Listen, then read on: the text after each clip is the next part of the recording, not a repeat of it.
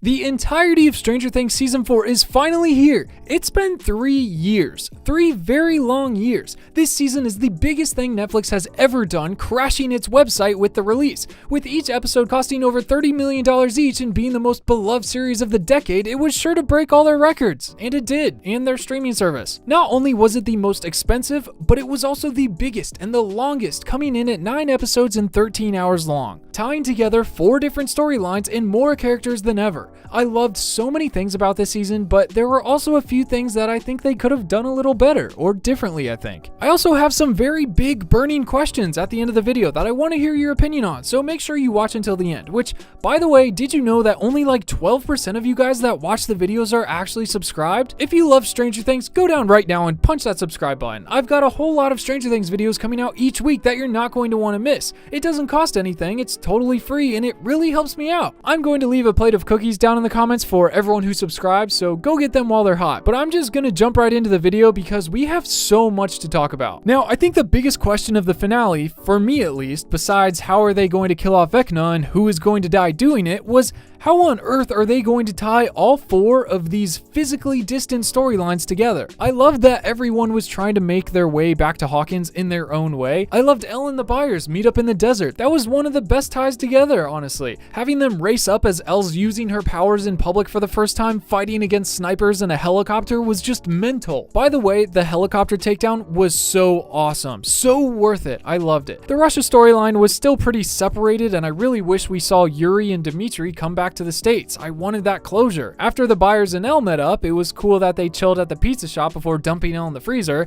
I didn't get that was how they were going to piggyback for the finale. I felt like the rest of them were a little on the useless side while 11 did all the fighting though. Everyone in the storylines were fighting for their lives, and then it would cut back to the pizza shop and they're all standing around a pizza table with their hands on 11. It was nice to see them reunited, but the physical distance still proved to be an issue with all the storylines. I think Elle did the best job of tying back into the fight at Hawkins because she literally just mind traveled. Everyone else, unfortunately, was limited by the transportation issue. Oh, also, Will's painting was amazing. Perfect reveal. So happy I waited for it, and that's what it was. I wanted on a t-shirt immediately. I was also really impressed with the little differences to Vecna's look. I don't know if you noticed, but I think the slimmer Vecna looked really nice, and getting rid of the Grinch belly was a good call. The big twist of Vecna being behind everything since season 1 is really crazy. I can't wait to talk about this more, but I might need to rewatch the show just so I can look at it from a different perspective now. I can't believe that 11 has healing powers now and that they just breezed over it like that. I wouldn't have been mad if the finale was an extra hour longer just so they had more time for all the little bits they rushed past. Like, for real, we never got to see any of the characters except Dustin react to Eddie's death. There's no way they didn't film those scenes. They just needed more time, and unfortunately they cut those because it wasn't important. I'm telling you, they did Eddie dirty. But one of my favorite little moments is when they had to go out in public and Eddie needs a mask or something to hide him,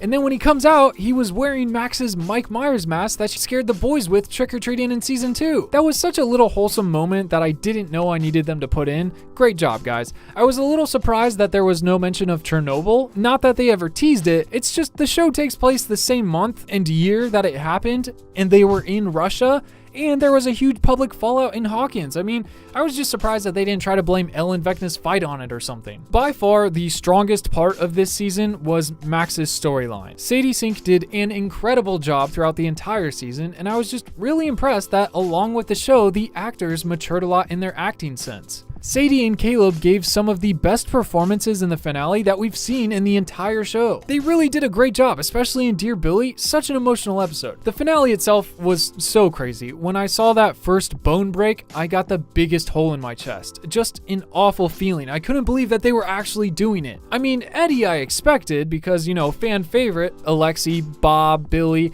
and we just called that Max was the main character they would kill off, but I didn't want us to be right. I just wasn't ready. Seeing her broken lifeless body again in Lucas's arms was tough. I really hope that she's okay. I mean, they're not just going to keep her around for no reason. They have to bring her back in some way or for something. 11 going into Max's mind at the hospital was really interesting to see. Nothing was in there. No Max to be seen anywhere. I mean, yeah, she's in a coma, but what if it's something more? She's still got to be attached to Vecna in some way. She has to be. She was the 4th kill that allowed him to open the tears in Hawkins, but she's also the only one that he's killed that's still technically survived. Max has been to the farthest place in Vecna, the darkest you can go. She figured out his weakness the first time, maybe she'll do it again. I feel like if she's linked with Vecna or has a connection in any way, she's going to be super important in fighting him in season 5. Kind of like Will with the Mind Flare in season 2. I really hope that if they do something like this with Max, they're not going to overshadow Will and his neck tingle. That seems to be the only thing he's really got going for him right now, besides having some similarities to young Henry with the drawing the spiders and the Mind Flare and still being linked. What worries me about Max is when she came back to Lucas, she couldn't see or feel anything. She could recover maybe, but she might be blind in season 5. She could get powers from the link. Anything is possible. With this last season, nobody is safe. Everybody is a target, and I'm kind of scared for it. I think I'm going to call it now. I think my top picks for them killing off main characters next season, that is, if they don't say screw it and kill everyone off because it's the last season, they could, are these. First is Steve. I'm sorry, but it's been a meme for too long. I wouldn't be surprised if they finally pull the trigger and kill off the babysitter. I mean, by season 5, the kids will be full-blown adults, and I'm sure they're going to be joking about it still, but he could very well die the babysitter, still sacrificing his life for those kids he took under his wing since high school. Plus, they just sprinkled on so much more emotion to his character in the finale with his dream of having 6 little nugget Harringtons with Nancy and having a family someday. If they keep doing this emotional stuff like that with him next season, he's almost for sure going to get killed off. Next, of course, is Elle. Poor girl has gone through so much, it would almost be poetic for the show to end in the Upside Down finally being defeated and closed for good by 11 sacrificing herself to end it. I mean, she's the reason that it exists. She will be the reason it dies. Plus, I think it would be the most emotional death to end the show off with. All of the people in the show have taken 11 under their wing. She had nobody, and they all loved her as their own and accepted her and protected her. If she died sacrificing herself so that all the people that loved her could live, I would be sobbing instantly. And I think just the same, Mike could very well easily die sacrificing himself to save Elle, or Vecna could get a hold of him in hopes of getting to Elle and kill him off to her Elle since she is the main character. I don't want any of these people to die, I just feel like they have a good chance at dying. I mean, I called it right for season 4. I mean, fingers crossed, we'll see how much the Duffer Brothers like us when season 5 comes out. I have a few more people that I think they might kill off, but I'll save that for a full video. I think these are my top picks though. Place your bets in the comments now. And I don't know if you watched my trailer breakdown videos, but watching the finale, I was genuinely surprised with how much I called. And I don't know if it's just me, I think it's a problem on their end with showing too much in the trailers. I think I might make another video on it just because it's such a big issue. It's become normalized to give away the premise, entire plot, and conclusion in trailers nowadays, and Stranger Things is the one thing I don't want to be affected by this. It was so much that I literally called what people were saying in some scenes. Who was dying and how they died, locations, battles, the plot, everything. If you want, you can go watch the Volume 2 trailer breakdowns and you'll realize how much they gave us. They shouldn't give us so much that we can just piece together the entire finale like that. And I get that at this point, it's kind of my job to watch the trailers and figure out what's going to happen, and personally I love doing it,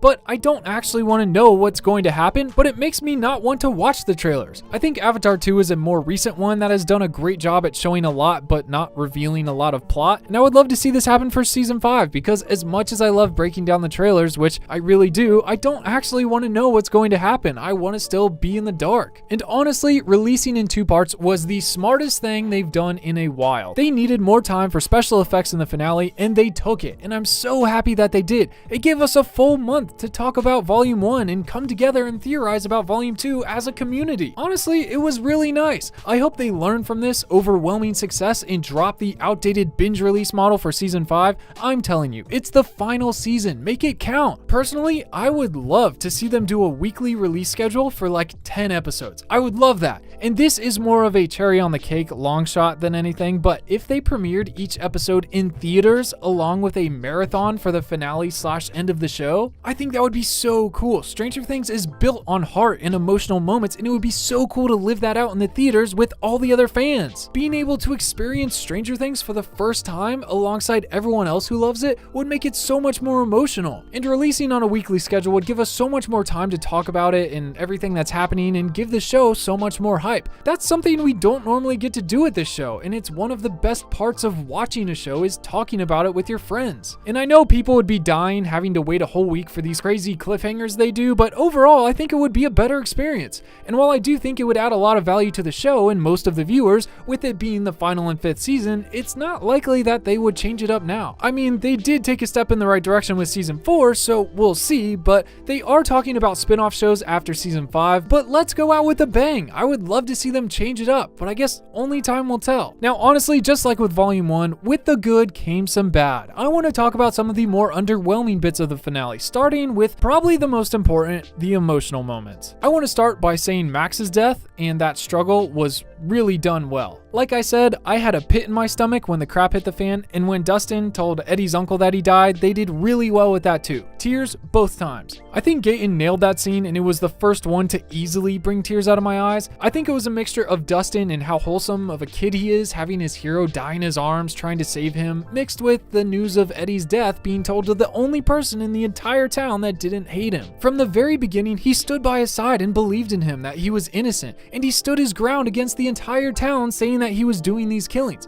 And for Dustin to have to tell him that his nephew died a hero protecting the town that hated him, it just really hit me hard. How ironic. I was kind of wondering how his uncle interpreted it when Dustin told him that Eddie died fighting, because to his knowledge, there was just an earthquake. There's nothing to fight. He doesn't know about Vecna or the battle underneath Hawkins, you know? But maybe he just took it as fighting to save his friends during the earthquake. But yeah, those were really done well. I wish they spent more time on and dramatized a few of the other more important moments though. Eddie's death, first off, it was so sad to see him go, but it was almost worse because it felt like he didn't need to go. When Dustin got to him, besides the wound on his neck, he looked about the same as Steve did when the 3 Demobats attacked him the first time. It didn't seem like he was hit with any big fatal blows. We just see him withstanding the swarm around him and then 2 biting at his sides, but that's survivable. And after that, the only thing we saw was Dustin's perspective of the bats swarming him in the distance. It almost seemed like they were going to expect us to assume he died. But then he was alive when Dustin got to him. They could have done a little better milking his death and making it a little more warranted, I guess. And I only say that because we've seen what they can do. Remember Billy? The bad guy turned good at the last second, literally stepping in the way of the meat puppet killing 11. He took some really big hits in slow motion and we knew it was over for him, but also, we knew that he saved 11. With Eddie, it seemed like he could have made it, and he indirectly saved them by distracting the bats more and buying them more time, but if he had jumped in the way of something about to kill Dustin, I would have been bawling my eyes out, and it would have felt more like a hero's death. Another one was the Hop and Elle reunion. They should have built that up way more. I also wanted to see when Hop learns they sent Elle to jail, and then to Nevada and Brenner got her and was testing on her. Again, they had so much time, but just not enough to follow up on everything, you know? With 4 storylines, everyone was out of the loop on something. Same with Joyce seeing Will. I feel like she would have been more chaotic and Joyce about it, you know? But she seemed pretty normal for the most part. Maybe she was just jet lagged. The real question is if she brought him a birthday present back from Russia, since everyone forgot his birthday this season, including the Duffer Brothers. I can't believe that happened. I don't think they should retcon it though. It kind of plays into the forgotten third wheel storyline. I also wanted to revisit the things I was looking forward to most in the finale and see how they paid off. Personally, I really wanted more of Hawkins' massacre during Vecna's dialogue and with Nancy trapped and all, but I figured they were just going to breeze over it, and sure enough, they did. Sad. And I did want more of Vecna's dialogue too. He made a big point to tell them that the reason he did and is doing all of this is because he wants to make a difference and change the world. And I wanted to know what his plans or reasoning were, and nothing. I also wanted him to go over how he got his first powers. Why is he the only kid in the world to have powers? But nothing.